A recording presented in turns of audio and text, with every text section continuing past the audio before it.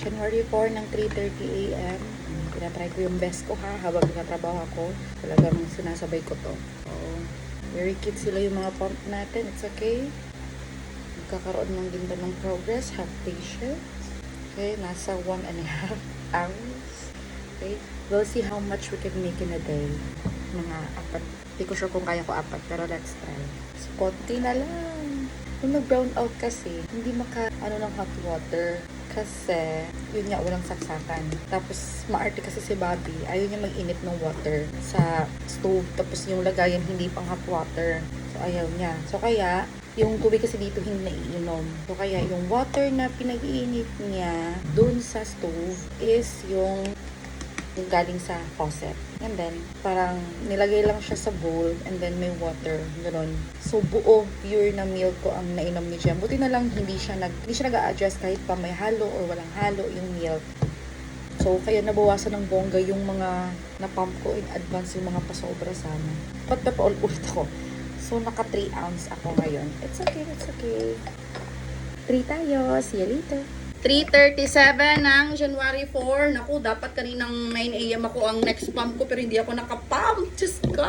It's very pagod ng Memshi.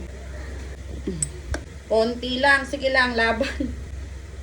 Diyos ko, wala nang doon. Stuck sa rep si Jem. Laban. O, yung kasani, o.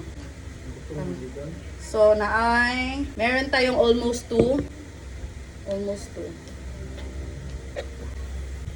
Nabuko na ulit ako. Nawalan kasi ng supply ng buko. 3. Naka 3 tayo. Meron pa? Diyan? 3. 3 lang. Okay. See ya later. 8:18 ng January 4. Nagsobra ako ng 10 minutes. Kasi may ginagawa pa ako.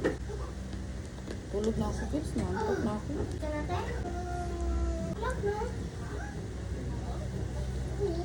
Two. Sa 2. Shake Bobby please.